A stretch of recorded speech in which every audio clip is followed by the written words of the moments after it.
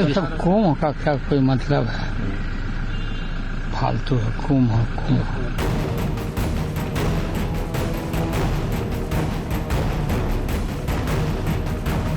राष्ट्रीय जनता दल सुप्रीमो लालू प्रसाद यादव के इस बयान पर सियासत सुलग गई है।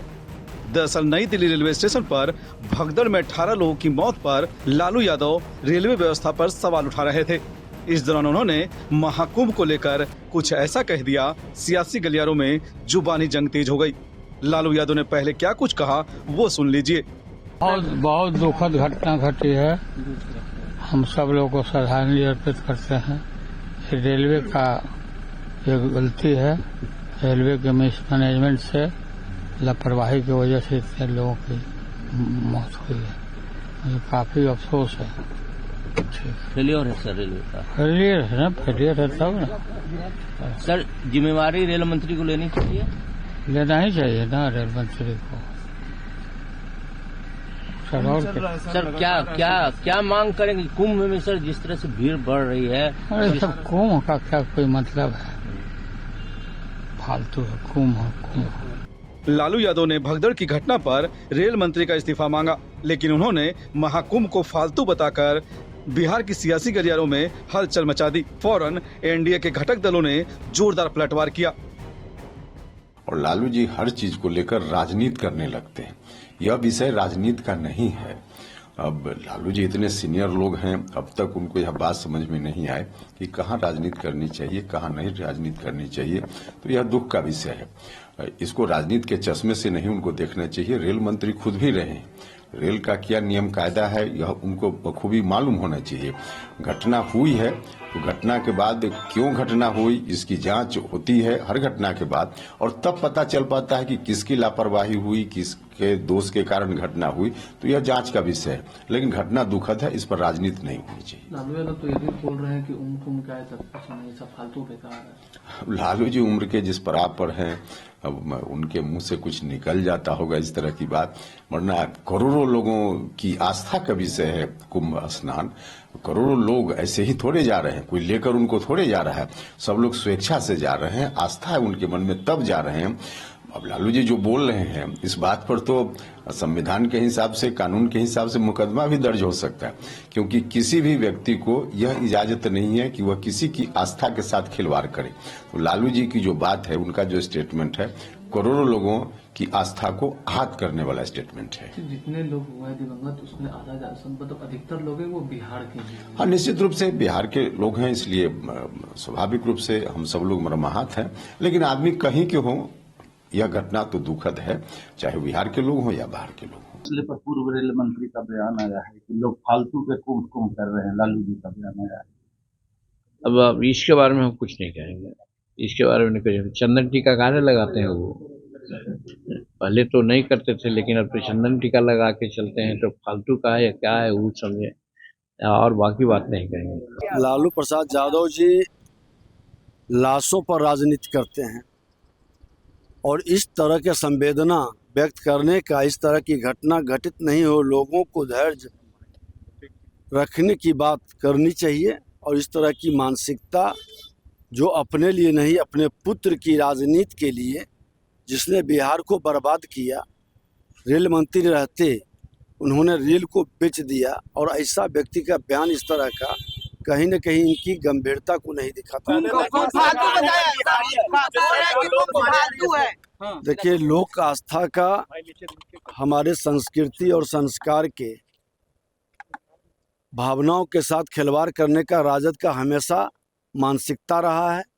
सनातन के संस्कृति पर हमेशा चोट करते रहे, सनातन के धर्म गुरुओं पर, सनातन के धर्म ग्रंथों पर राजद की मानसिकता साफ झलकती है, और ऐसे लोग तुष्टीकरण के लिए अपने संस्कार को भी छोड़ चुके हैं। दिल्ली में जो भगदड़ हुई है, लोग आहत हुए हैं, मरे भी हैं।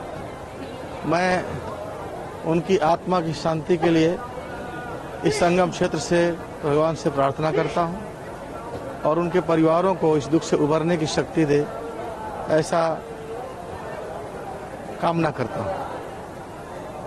और ये महा आयोजन है, 50 करोड़ से ज़्यादा लोग यहाँ स्नान करके अपने जीवन को धन्य किए हैं, जो लोग आते जा रहे हैं अपने जीवन को धन्य करने के लिए आते जा रहे हैं और धन्य होके जा रहे हैं स्नान करके अच्छा संदेश लेकर।